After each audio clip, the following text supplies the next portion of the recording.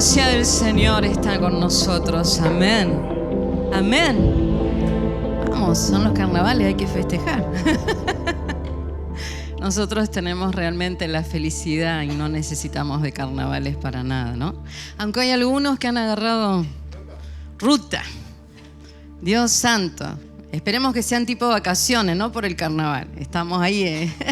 Mi marido dijo antes, si ven alguno en algún corso, avisen. Ahora, ¿qué hacía usted en el corso para avisarnos que están ahí? Bueno, los invito a tomar sus lugares.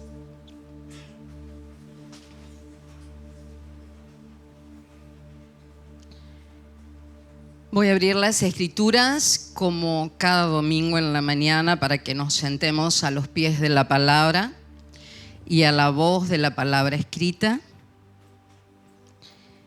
Y en este día abriré las Escrituras en el libro de Filipenses, en el capítulo 4, en el versículo 12. Dice así el apóstol Pablo: su palabra, la palabra de Dios, la cual tenemos en estos días. Sé vivir humildemente y sé tener abundancia. En todo y por todo estoy enseñado, así para estar saciado como para tener hambre, así para tener abundancia como para padecer necesidad. Todo lo puedo en Cristo que me fortalece. Hasta ahí. Este versículo último que recién dije que es tan conocido en el mundo evangélico del todo lo puedo en Cristo que me fortalece. Creo que lo conocemos, no sé, el 90 y pico % de los cristianos. Es un versículo destacado en lo que es el mundo evangélico y está en la boca de muchos. Pero el todo lo puedo en Cristo nos hace a veces sentir como superpoderes, ¿no? Como superhombres. Y nos gusta, entonces lo repetimos reiteradas veces porque nos da un superpoder. Todo lo puedo en Cristo que me fortalece. Pero le quiero decir algo. Saben que no es el versículo más importante, sino que el más importante y destacado es el anterior, el que leí, el versículo 12. Porque el apóstol Pablo nos da la clave para que todo lo puedas en Cristo. Te da realmente la llave donde vos podés después decir, todo lo puedo en Cristo. Y nos hemos quedado con el superpoder porque nos hace dar la fantasía de la niñez, tener poder. A mí el enemigo no va a poder conmigo, así que ante cualquier circunstancia yo me paro y digo, todo lo puedo en Cristo que me fortalece. Y nos olvidamos el contexto de lo que viene hablando el apóstol Pablo, lo que le da soporte, fundamento al todo lo puedo en Cristo que me fortalece. Y la clave, la llave es, fui enseñado, sé vivir en. Esa es la clave. El apóstol Pablo dice, fui enseñado, sé vivir en escasez y sé vivir en abundancia. Sé vivir saciado y sé lo que es padecer hambre, pero fui enseñado en eso. Así que la clave está el saber, el decir sé es algo que te hayan enseñado, si no, no lo podés saber. Así que una vez que estuvo aprendido, él pudo saber que en los momentos en que las circunstancias había o se encontraba en escasez o se encontraba en abundancia, no determinaban el poder de Dios. Él podía realmente decir que si estaba en un momento de hambre, de necesidad o en cierta abundancia de alimento y tenía todo lo que necesitaba y quería, esa circunstancia no variaba de la provisión y de lo proveedor que era Dios. Esa es la clave del todo lo puedo en Cristo que me fortalece. Y esto no es una cuestión de tener una enseñanza de fortaleza mental. En poder decir, wow, ¿cómo soportás? ¿Qué resistencia que tenés? ¿Qué la verdad, qué dominio sobre las circunstancias? Porque no está basado en vos. Esta enseñanza no está basada en cuánto aguantás una prueba, sino en que tu vida pueda encontrar el reposo, una fe inquebrantable, una seguridad y confianza en quién es tu papá.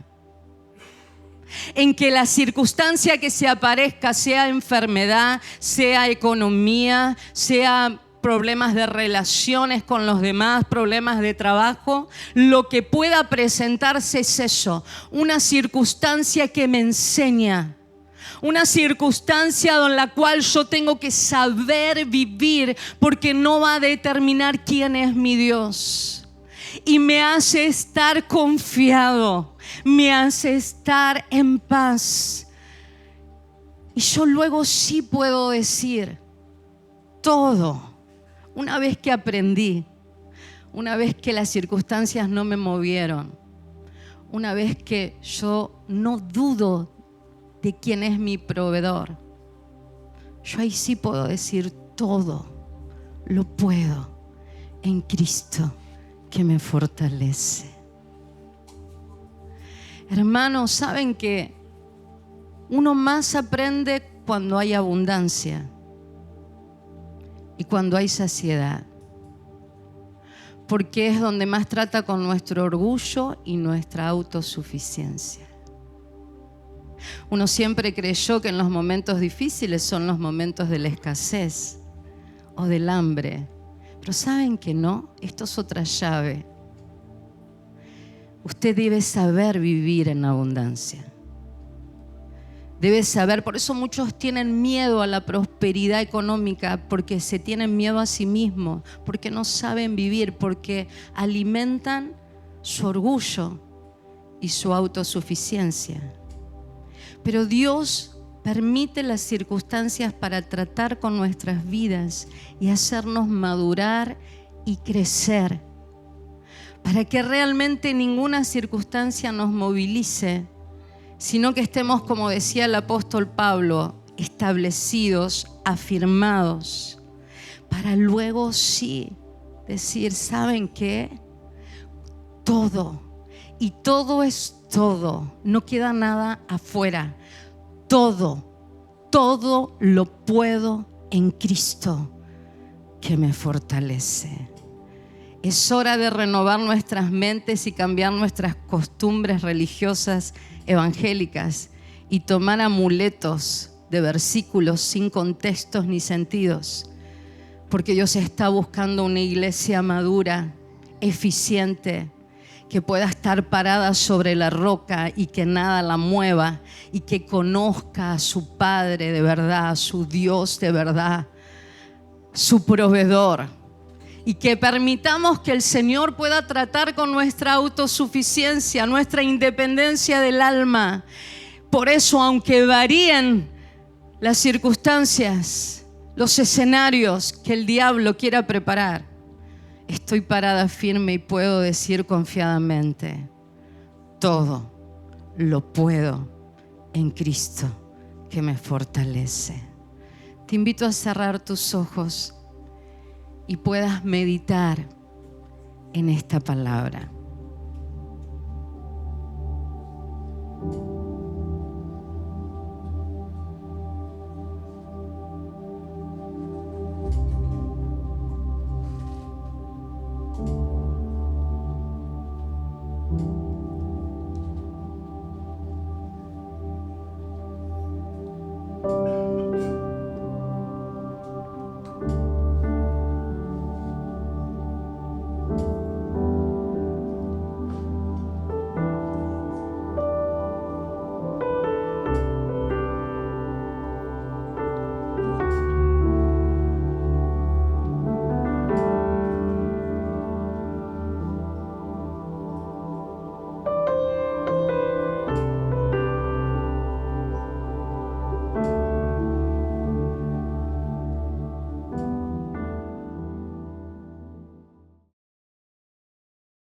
Bueno, vamos con la palabra y vamos a hablar este mensaje.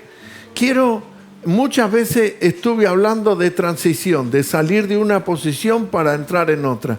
Y hoy tiene que ver con oíste, mas yo os digo. A ver, díganlo conmigo. Oísteis, mas yo os digo. Esto lo va a encontrar mucho en Mateo capítulo 5, donde Jesús comienza su ministerio y le dice, ustedes escucharon, a ustedes le dijeron, les enseñaron, pero yo os digo, ¿no? Entonces, ¿cómo Dios comienza a decir, bueno, vos recibiste o te hablaron esto, pero yo te voy a traer una claridad y un punto más preciso? Y necesitamos hacer esa transición, salir del oíste, pero lo que dice Dios ahora. Entonces uno puede haber escuchado y puede haber recibido información de diferentes formas. Hay veces en la formación que uno va teniendo, se contacta en un trabajo, empieza a tener un compañero de trabajo que te va dando y usted también le brinda información y va escuchando. Y entonces el punto es, aquellas cosas que escuchaste, o en la crianza, o en la calle, o en la vida, el punto es, oíste eso, pero Dios está diciendo esto. Y eso es la transición que debe tomar lugar, de abandonar lo que nosotros hemos escuchado para empezar a recibir lo que hoy Dios nos está hablando. En nuestra casa teníamos una situación con una parte de la casa y tenemos que hacer una reparación. Y dentro de las personas, de los albañiles que trabajan, vemos que hay un jovencito de 20 años y hay un señor de mi edad. Y entonces el señor de mi edad le empieza a sacar información al jovencito. Y nosotros estamos en la misma casa porque ellos están trabajando ahí, los escuchamos. Y entonces le empieza a consultar cosas, primero de cómo ha sido su fin de semana. Y le empieza a traer información, si ha estado con su pareja y cosas así obscenas, y le empieza a poner un tipo de información no, vos tenés que hacer esto, te lo digo yo, porque yo tengo... Y ahí empieza el oísteis, porque uno empieza a asimilar y uno puede ver cómo un hombre de 60 está contaminando a uno de 20. Decimos que el jovencito, mirá las cosas como le va transfiriendo una mala enseñanza. Entonces es fundamental que nosotros debemos hacer como Jesús comenzó ahí en capítulo 5. Hemos escuchado esto. Tiene que llegar un momento donde nosotros debemos abandonar esas enseñanzas para empezar a adoptar y a recibir las enseñanzas que hoy estamos recibiendo de la palabra del Señor. Porque si no se produce el abandono, usted no va a recibir la nueva enseñanza, no va a recibir la palabra. Entonces hay que producir, hay que generar esa transición de salir de mentiras, engaños, cosas del mundo o del diablo, para empezar a recibir la palabra del Señor y que tome lugar, no solamente la palabra, porque la fe viene por el oír y el oír la palabra de Dios. Y ahora usted y yo tenemos una vida de fe. Entonces, si yo quiero ver el obrar de Dios, los resultados, no me tengo que modelar a través de los sentidos de la cabeza, de la cultura argentina o cual sea la cultura en la cual me estoy moviendo, sino por los principios de la palabra. Hoy escuchábamos un hermoso mensaje de Martín, donde él hablaba de que la palabra es probada. De lo que uno recibe, vamos a ser confrontados a esa palabra. Y entonces, no es que uno dice, ¿y cómo es que me vinieron estos problemas? ¿Y cómo es que me sucedieron estas cosas? Es que vienen esas cosas y eso va a demostrar que usted está confiando, está dependiendo, está reposando, le está creyendo en que Dios es tu ayudador. Amén. Es que el Señor está con usted.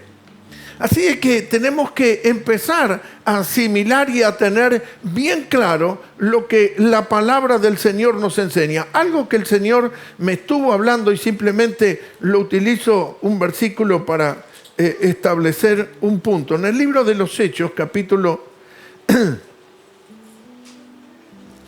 7, versículo 9, Aleluya. Dígale que está a su lado. Tenés que hablar el doble por los que faltan. Dígale, amén. Tiene que tener ese ánimo más todavía. Fíjese lo que dice. Está hablando de los patriarcas, está hablando de los hijos de Jacob. Y dice claramente en el capítulo 7, en el versículo 9 del libro de los Hechos, los patriarcas movidos por ¿qué? Envidia. ¿Sí? Siempre estuvo eso. Vendieron a José para Egipto. Usted tiene que ver que Abraham era riquísimo. Jacob es el heredero. ¿Y usted qué le parece? ¿A quién le quedó la riqueza? A Jacob y Esaú. Y Jacob, Dios lo prosperó cuando fue de su tío Labán y comenzó a volver de ese camino riquísimo. Y Jacob tenía 12 hijos. O sea, José era parte de una familia de un muy buen pasar donde tenían ganado, camellos y tenían todo. Así es que dice que los patriarcas, los hermanos de José, movidos por envidia, vendieron a José para Egipto. Dejó de ser alguien de una familia para empezar a ser un esclavo. Pero miren lo que dice, punto y coma, lo vendieron para Egipto. Pero Dios estaba con él. A ver, repítanlo conmigo. Pero Dios estaba con él. Repítanlo de vuelta. Hoy estamos con una verdad de que somos habitados por Cristo, que Él habita dentro tuyo y dentro mío. Y que el señorío y la persona de Cristo está en ti y en mí. Fíjese que aquí la Biblia dice claramente que Dios estaba con José. ¿Qué diría uno? ¿Dónde estaba Dios cuando me pasa esto? ¿O por qué me pasan estas cosas? Y empieza a tener, hay veces hasta prejuicio, decir, no, me pasó, me habré equivocado, no entendí bien. No, Dios estaba con José, pero igual lo vendieron. Eso no quiere decir que Dios te desprotege.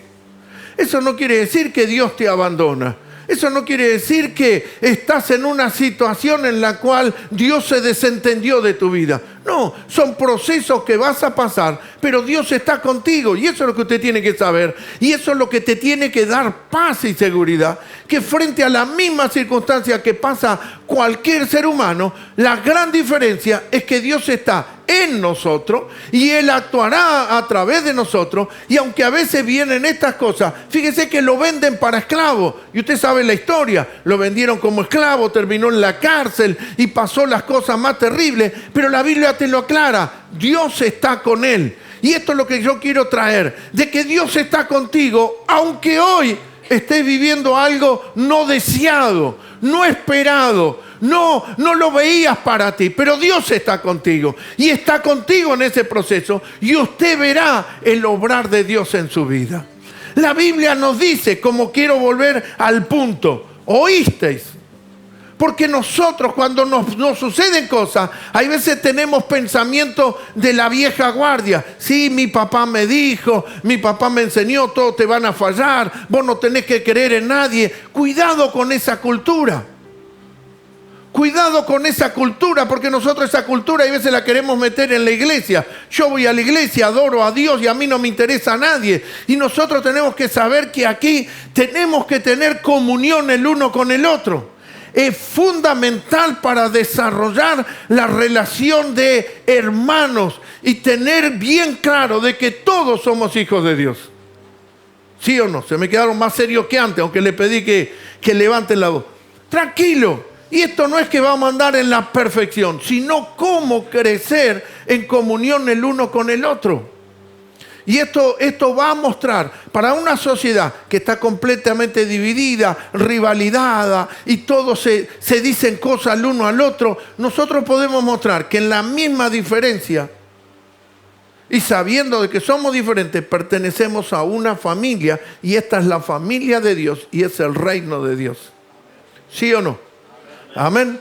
Mire, voy a leer algo que tengo bien anotado y no me voy a querer salir de lo que está aquí escrito. Pero si nosotros seguimos aquella cultura Si nosotros traemos la cultura de que de pronto tu papá terrenal te comenzó a inculcar, mira hijo, vos ocupate lo tuyo, vos no te fijes en otro, vos haces la tuya. Toda una orfandad y una cultura humana y terrenal. Nosotros vamos a seguir con el oíste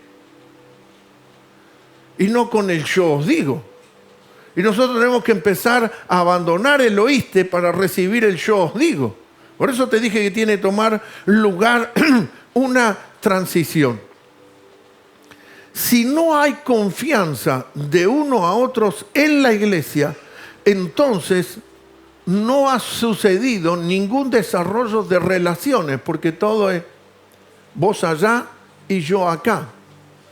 No habrá una comunión genuina en la familia de Dios, en la iglesia. Lo digo de vuelta, si no hay confianza uno con otro en la iglesia, entonces no habrá sucedido ningún desarrollo de relaciones genuinas, verdaderas. Hay veces se le pregunta a un deportista, por ejemplo, a un jugador de fútbol, ¿vos tenés compañeros? No. Yo iba y cumplía con lo mío, y en el fútbol hay mucho competencia, mucho envidia. Sí, tú compartí vestuarios con mucho y compartí concentración, pero yo no soy amigo de nadie, ¿no? Esa cultura de no tener relaciones con nadie, esa cosa de aislarse. Bueno, le quiero decir que el principio de Dios es fundamental porque cambia todo eso. Simplemente, un mensaje simple y sencillo. Ama a tu prójimo como a ti mismo. Pero Jesús dijo, el primer mandamiento es amarás al Señor tu Dios, ¿sí? Y el segundo es amarás a tu prójimo. Y si vos amás a Dios y Dios ama por tu prójimo, vos lo tenés que amar. Pero si nosotros tenemos la otra cultura, cada uno en lo suyo y cada uno que se meta en su vida y que nadie se meta en la mía, entonces nuestras relaciones no van a ser verdaderas y no habrá una genuina comunión y una vida fraternal como nos enseña la Escritura. Podemos entender que si Dios confía en algunos hombres, como colocándolo como líderes en la iglesia, como tu ayo en tu racimo, tu pastor o líder en alguna otra parte, si Dios confía en ello para el cuerpo de Cristo, entonces nosotros también debemos tener confianza en esos hermanos, en esos que están con nosotros. En el libro de Éxodo, capítulo 14, versículo 31, yo lo voy a leer de lo que tengo aquí en otra traducción, pero ponelo ahí en Reina Valera. Dice así, Éxodo 14, 31, y vio Israel aquel grande hecho que Jehová ejecutó contra los egipcios. Y el pueblo temió a Jehová y creyeron a Jehová y a Moisés su siervo. ¿A quién creyeron?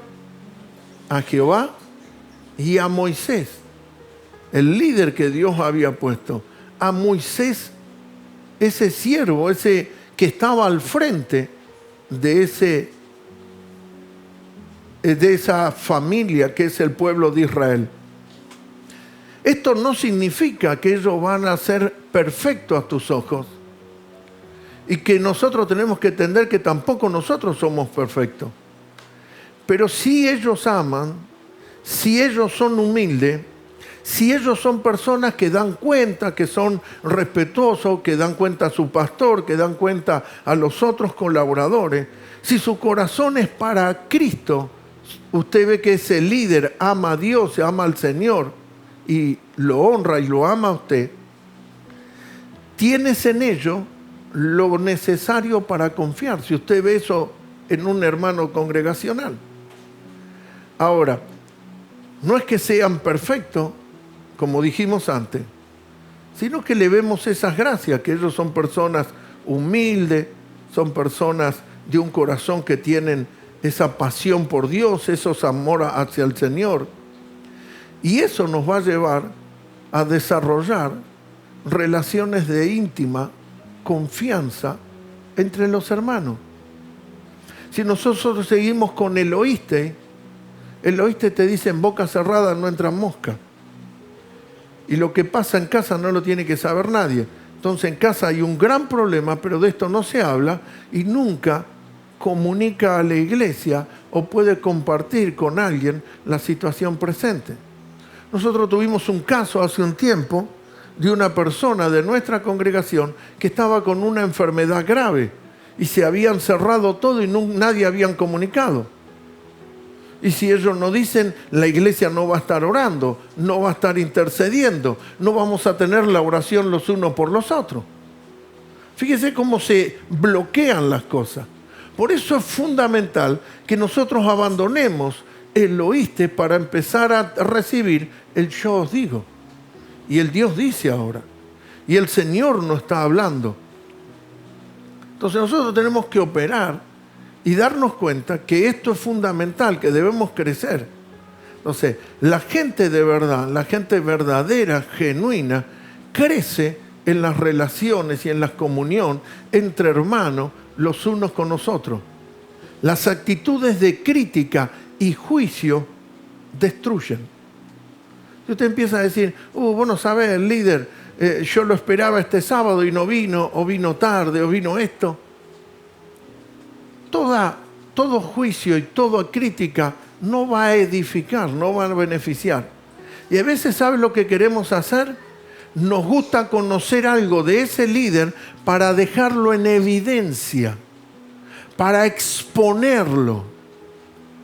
Y eso no tiene nada de constructivo, al contrario, queremos exponerlo para demostrar su falencia, sus errores, su flaqueza. Y eso no va a llevar a ningún puerto. Y si practicamos eso, le voy a decir la otra ley, eso mismo que uno siembra, cosecha. O sea, hay que tener cuidado, no entrar en esos ambientes, no ser parte de eso. Es fundamental que nosotros empecemos a entender cómo nos tenemos que mover y cómo es en la casa del Señor y cómo son las cosas en el reino de Dios y lo que Dios está queriendo en nosotros como hijos de Dios. Entonces, para eso tenemos que dejar la posición tomada que teníamos antes y adquirir o colocarnos en la posición que Dios nos está estableciendo hoy como hijos de Dios. En el libro de Mateo, capítulo 10, versículo 34, Jesús comienza con cosas bien fuertes.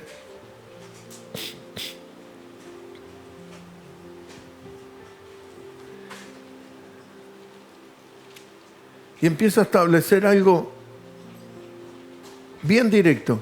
Jesús dice, no penséis que he venido para traer paz a la tierra. No he venido para traer paz, sino espada. Usted dice, pero Él no es el príncipe de paz. Sí, no está hablando de las guerras, conflictos bélicos entre nación. No está hablando acerca de una guerra entre un país y otro por una región, sino está hablando de los conflictos en nuestros hogares. Dice, porque he venido para poner en disensión al hombre contra su padre, a la hija contra su madre, a la nuera contra su suegra. Y usted, si lo lee abiertamente así, dice, esto divide la familia. Esto confronta la vida familiar. Jesús es la palabra. Es el verbo hecho carne. Y fíjese que dice, no he venido a traer paz, sino espada. Y la espada de dos filos es la palabra. Y cuando usted traza la palabra va a dividir. Porque o hace lo que la palabra dice, o de pronto se sigue manteniendo en el oíste. Por eso él dice, porque he venido a poner en disensión al hombre contra su padre. Porque ese padre puede tener una luz y un conocimiento y ese hijo está en un conocimiento y en una revelación completamente mayor y diferente. Entonces puede haber esa disensión. El versículo 36 dice, y los enemigos del hombre serán los de su casa. El versículo 37 dice, el que ama a padre o madre más que a mí, no es, que dice, digno de mí. Opa, esto es más fuerte. El que ama a padre o madre más que a mí, no es digno de mí. Y el que ama a hijo o hija más que a mí, no es digno de mí. Entonces, superficialmente entonces, que los padres no tienen que ser cariñosos, no tienen que amar a sus hijos, no tienen que amar a las esposas. No, Dios está estableciendo el principio de las primeras cosas, los órdenes de lo primero. Y donde Dios habla de la dignidad de ser un hijo de Dios y del privilegio que nosotros tenemos como hijos de Dios. Y para ser ese hijo de Dios, el punto es que nadie debe ocupar la preeminencia. Sea tu hijo, sea tu esposa, sea tu mamá, sea tu papá. Primero es Dios. Y Él debe ser lo primero en nuestra vida. Pero ¿cómo actuamos las personas?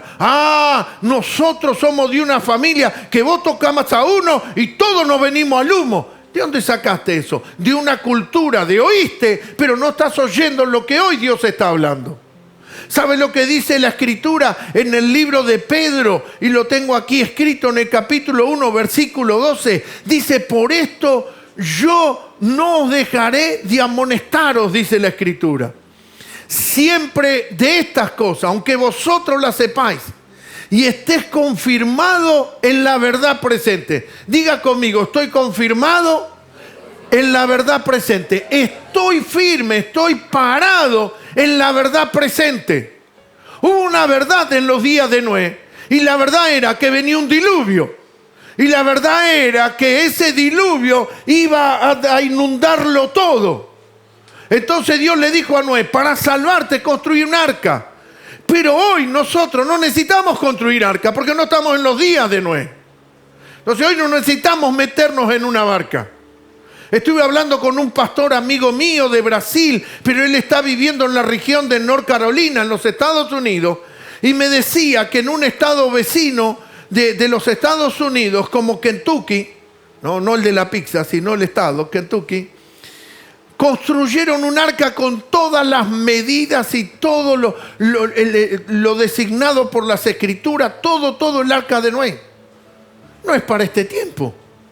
Por eso la verdad presente para esta hora es que nosotros empecemos a tener la revelación de lo que Dios nos está hablando en este tiempo y en esta hora. Entonces yo necesito abandonar el oíste para empezar a tomar lo que está escrito. Entonces el Señor dice, yo vine a poner disensión y no podés ser mi discípulo. No te califica para ser discípulo si a vos te tocan a papito o mamita o te tocan tu hijo. Porque yo tengo que tener la preeminencia. Lo que domine, gobierne y lo que tenga señorío sobre vos tiene que ser el Dios de los cielos. Y eso tiene que tener la preeminencia. Ahora, esto no es un invento mío. Acá lo dice el Señor. El que ama a padre o madre más que a mí, no es digno de mí. El que ama a hijo o hija más que a mí, no es digno de mí. El que no toma su cruz y sigue en pos de mí, no es digno de mí. El que haya su vida, la perderá. Y el que pierde su vida por causa de mí, la hallará. Es un antes y un después. Es el comenzar a establecer el orden divino. Uno de los mayores choques que tuvimos aquí en la casa es cuando empezamos a hablar el espíritu de hijo y el espíritu de paternidad. Yo ayer hablaba con una joven, con Gisela, en mi oficina, y le hablaba acerca de la relación padre-hijo. Y algunos la tomaron tan errónea, tan contradictoria, tan equívoca, porque vienen con una cultura. No sé si pensaron que me estaba haciendo cura o qué. Lo que estamos hablando es cómo tenemos que recibir la relación donde empiezo a tomar a ese pastor, a ese hombre espiritual que me está trayendo el yo os digo. No que me estoy colocando en una posición de cura que ahora quiero que le digamos padre. No. Dígame pastor y me encanta esa expresión y me gusta. Estoy diciendo cómo opera el espíritu de padre e hijo y cómo debe trabajar el espíritu de padre e hijo. Si usted va a seguir escuchando a su papá genético, a su papá natural, el que te dio la vida, entonces usted está perdiendo el tiempo sentado aquí en esta banca. Porque usted no va a recibir lo que yo le estoy diciendo. No, a mí mi papá me dijo, mi viejo me dijo, mi tía me dijo. Yo me acuerdo que con los pibes del barrio. Entonces, ¿qué voy a quedarme? ¿Con lo que oí o con lo que Dios está hablando en este presente. Por eso necesitamos hacer una transición. Y el orden que yo tengo que empezar a darme cuenta a quién yo estoy escuchando y a quién yo estoy obedeciendo. Pero si no hago la transición, si no yo pongo la prioridad y el orden establecido de padres e hijos, voy a seguir escuchando las enseñanzas viejas. Las enseñanzas viejas me enseñan un sistema, una metodología, una manera de comportarme o de ejecutar frente a una circunstancia. Yo no voy a pasar hambre, yo no voy a andar mal con mi familia. Si yo me encuentro en una situación, agarro un fierro y salgo a trabajar. ¿Qué sería agarro un fierro y salgo a trabajar? Porque lo dije vulgar. Para mis amigos, agarrar un fierro sería agarrar un revólver, empezar a trabajar. ¿Y trabajar de qué? De ladrón. Y dice, bueno, yo estaba mal, yo no quiero pasar hambre. Y empiezo a utilizar aquella cultura. O yo voy a traer la cultura del reino, voy a establecer el reino. Me acuerdo que en un momento donde estaban las cosas difíciles, un amigo mío me dice, ¿qué te parece si salimos a apretar parejas? Yo digo, ¿qué es eso? Y claro, nosotros vivíamos en una zona donde había quintas y teníamos como ruta 8 y para llegar a la zona del barrio eran 5 cuadras de quinta. Entonces ahí venían los noviecitos, entonces ibas con el revólver y los robabas. Porque eran unas calles que la ruta era donde llegaban los colectivos y nosotros los podíamos robar. Mire qué cultura. Esa es la cultura de la calle, esa es la cultura del sobreviviente, esa es la cultura del huérfano, esa es la cultura del barrio, como lo querramos llamar. Entonces, ¿qué vamos a hacer? ¿Vamos a seguir con esa cultura? No, pastor, yo no robé nunca. No. Pero de pronto podemos tomar o asumir otras culturas como que no está mal. Mi jefe me paga mal, así que yo en la mochila siempre algo me traigo, ¿viste? Y yo no robo, yo saco lo que creo que es justo. O sea, algo me guardo ahí, algo me traigo. Empezamos con una cultura y empezamos a adoptar. El principio de la paternidad es decir, yo estoy obedeciendo y aceptando lo que el hombre de Dios me está diciendo, o todavía estoy parado en lo que a mí me parece, lo que yo creo, lo que me enseñaron, lo que oísteis. Porque Jesús le trajo una transición religiosa, pero esa transición religiosa va en todos los órdenes. Yo vine a poner diferencia. ¿Por qué pone diferencia? Porque el padre o el hijo que recibe la palabra se va a desenfocar de la cultura del otro. Ahí está la disensión. Y usted va a decidir, no me quiero pelear con nadie o voy a recibir la palabra. Porque cuando usted asimila la palabra, eso te va a colocar en disensión. Sí o sí. Y usted dice, no, pero yo no quiero pelear, yo quiero vivir una vida de paz. Sí, pero si usted está con las personas incorrectas, usted un día de domingo como hoy, alguno de tu familia te va a visitar y dice, te fui a visitar y no estabas. ¿Dónde estabas? ¿Dónde te metiste? ¿Qué estabas haciendo? Y usted dice, fui a la iglesia. ¿Para qué vas a la iglesia? Van a cuestionar tu fe. Van a cuestionar tu creencia. Entonces usted tiene que saber qué ocupa el primer lugar. ¿Cuál es la preeminencia en mi vida? ¿Cuál es el principio de las primeras cosas en mi vida? Bueno, no quiero tener problema con mi familia, no quiero tener problema con mi tía Margarita, no quiero tener problema con el tío Roberto, no quiero tener problema. Pero vas a tener problemas porque si usted recibe la palabra y recibe al Cristo, eso te va a poner en disensión. O con el padre, o con la madre, o con el hermano, o con el hijo, o el hijo con el padre. Pero usted le va a demostrar su fe. Y cuando usted le demuestre su fe, tus padres, o tus hermanos, o tus hijos verán que usted ama a Dios. Y no es que lo despreció a ellos, que usted tiene una pasión por Dios. Y ellos querrán amar a Dios como usted ama a Dios. Y cuando usted ama a Dios de esa manera, se va a producir lo que hoy estamos viendo en nuestra casa, la duplicidad. ¿Qué es la duplicidad? Es que los familiares y seres queridos van a querer lo que usted tiene y lo que Dios está haciendo con su vida.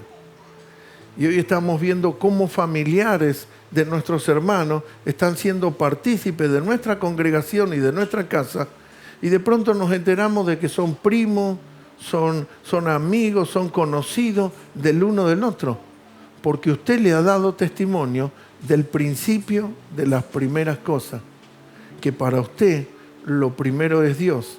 O sea, usted le está demostrando un amor genuino, incorruptible, verdadero. Así que esto es lo fundamental. Y nosotros tenemos que ver que el dejar padre y madre es fundamental. En Lucas capítulo 14, versículo 26, dice: si alguno viene a mí y no aborrece a su padre y madre y mujer e hijo y hermano y hermana, y aún también su propia vida, no puede ser mi discípulo. O sea, para ser discípulo de Cristo, necesitamos hacer lo que dijo Pablo.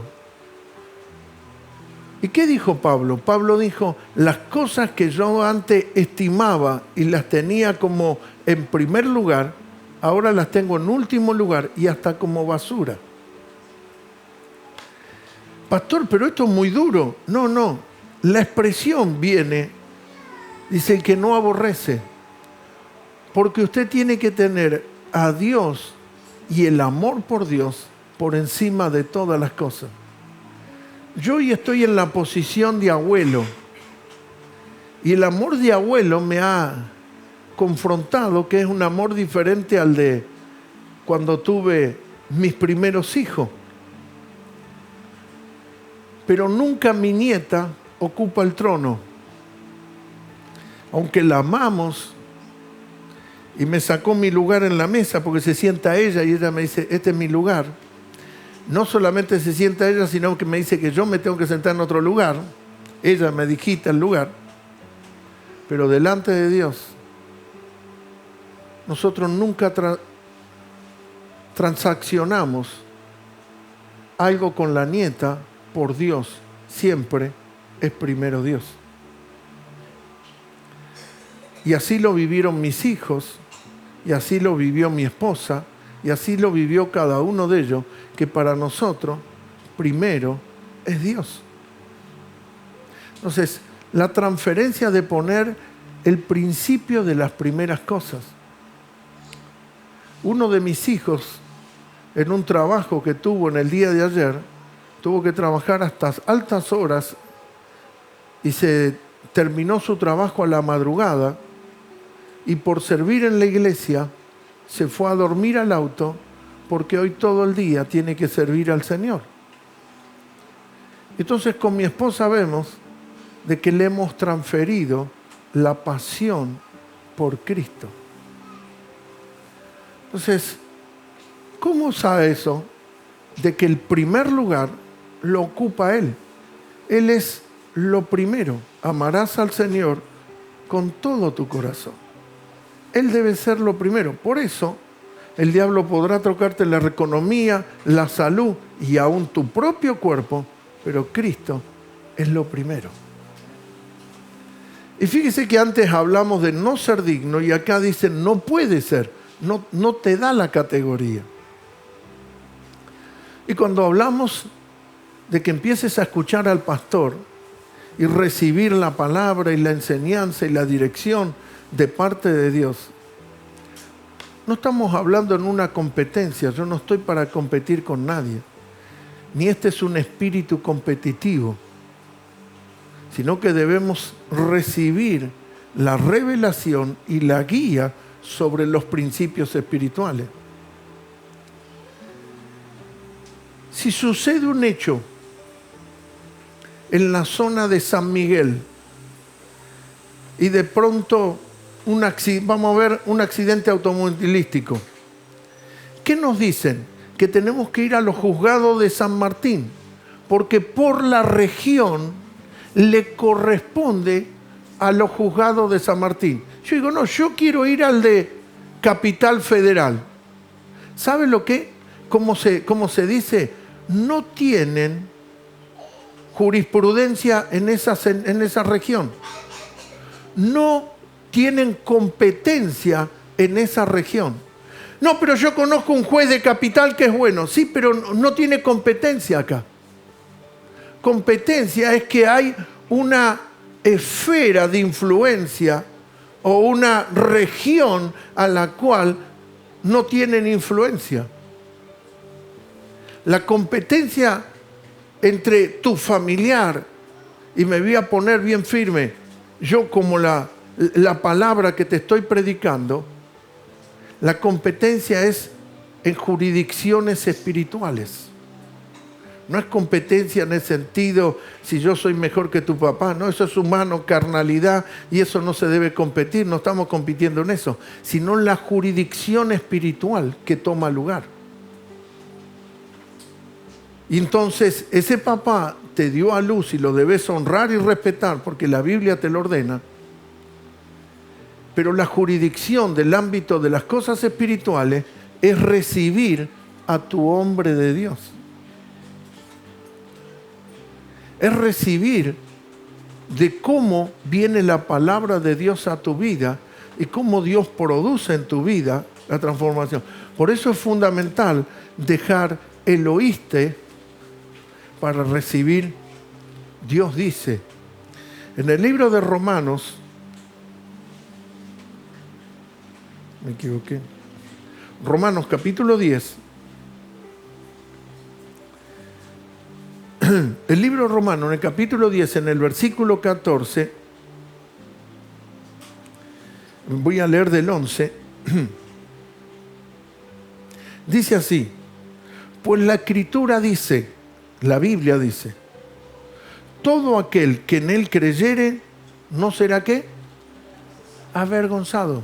Si usted lo pone a él, no va a ser avergonzado. Sí va a pasar momentos difíciles. Mi esposa tenía una palabra que Dios le dio hace unos años, es que usted pasa momentos vergonzosos, pero no vas a quedar avergonzado. Usted y yo pasamos momentos donde, como dice la Biblia, sufrimos vituperios, se nos burlan y todo, pero nosotros no quedamos en vergüenza. Nosotros somos la luz del mundo. Dígale que está a su lado, vos sos la luz del mundo. El versículo 12 del capítulo 10 de Romanos dice, porque no hay diferencia entre judío y griego, pues el mismo que es Señor de todo es rico para con todos los que le invocan. Ahí había un conflicto entre judío y griego. Porque todo aquel que invocare el nombre del Señor, ¿será qué? Salvo. Todo aquel que invoca a Dios y lo reconoce como Señor es salvo. Pero el versículo 14 dice, ¿cómo pues invocarán en aquel en el cual no han creído? ¿Y cómo creerán en aquel de quien no han oído?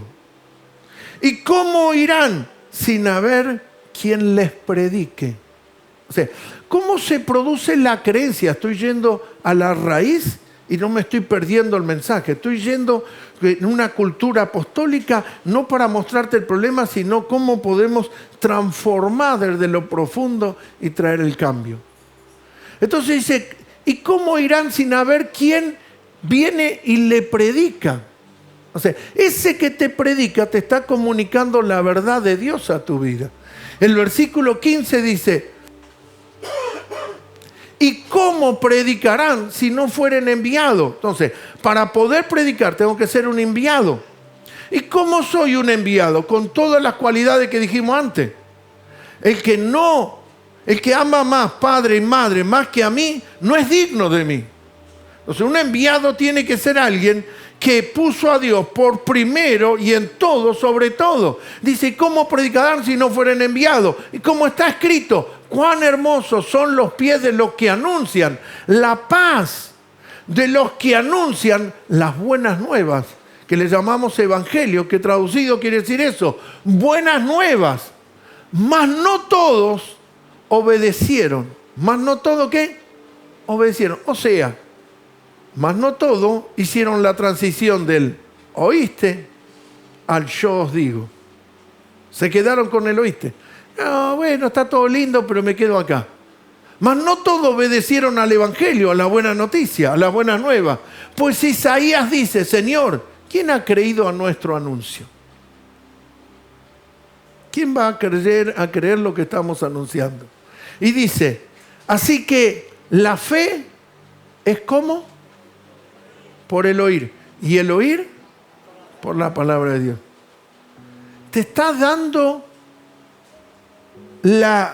el componente, ¿cómo podríamos decir? La fórmula. Aquí está descrita la fórmula de la conexión en ser un creyente y tener fe, y cómo otros viven una vida terrenal y natural sin fe. Porque la fe es por el oír, y el oír la palabra de Dios. ¿Cómo llega la palabra de Dios? A través del enviado. ¿Y cómo recibimos la palabra? Bueno, a eso que oigo tengo que creer. Ahora, si yo me quedo con el oíste, si yo me quedo, bueno, yo sé que Dios existe y todos los hombres son falibles y todas esas cosas o teoría, no estoy recibiendo lo que ese hombre de Dios me está trayendo y no estoy teniendo una vida de fe. ¿Qué predicamos hace unos meses atrás hablando todo de fe? Que sin fe es imposible agradar a Dios. ¿Y cómo son la vida de los justos?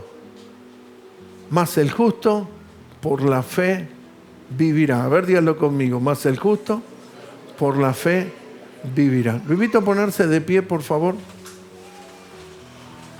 El sistema de vida suyo y mío, porque usted y yo somos los justos, hijos de Dios, y Dios nos declaró justos. Es una vida de fe. ¿Y cómo yo voy a vivir la vida de fe si no estoy oyendo y no estoy recibiendo la palabra del enviado? No me estoy conectando. Porque aquí está toda la fórmula. ¿Cómo oirán? ¿Cómo creerán? Si yo me mantengo en esas culturas humanas y terrenales, yo me arreglo solo, yo no necesito de nadie, toda la vida me la arreglé fácil, me sé remangar, estas dos manos me sirven para todo, y empiezo con toda una cultura humana y terrenal. A mí nadie me tiene que decir lo que tengo que hacer, ya soy bastante grandecito, ni a mi mamá ni a mi papá me dijeron nada, no va a venir ahora un pastor o un líder a digitarme la vida. Toda cultura es humana, y yo tengo que decidir, ¿me voy a manejar así? ¿O voy a establecer el orden de que Dios dice de que yo tengo que recibir la instrucción de mi Padre espiritual y que Cristo sea formado en nosotros y sea revelado ese Cristo en nosotros? Incline su cabeza, cierre sus ojos. La fe es por el oír, y el oír la palabra de Dios. Porque usted puede tener un oído físico que escucha los ruidos, escucha los llantos de los nenes, pero está escuchando que Dios te habla, que Dios te comunica, que Dios está diciéndote cosas en esta mañana. Necesitamos abandonar patrones, culturas, forma, método que traemos de un bagaje familiar o personal para tomar la verdad presente, como dice Pedro. Estáis afirmados en la verdad presente. La verdad es Cristo. Es Cristo. Cristo. La verdad es una persona. La verdad no es algo, es alguien. La verdad es Él.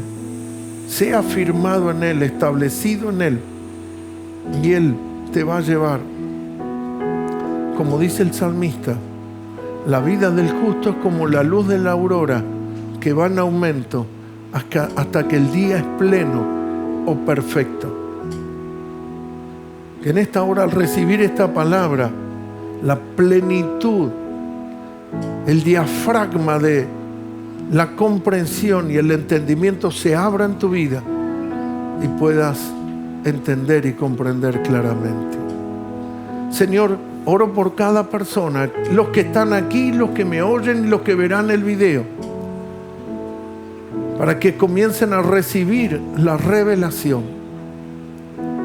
No venimos a separar la familia, pero sí a que recibas la palabra, y la palabra va a producir una división, porque es una espada que traza, que marca.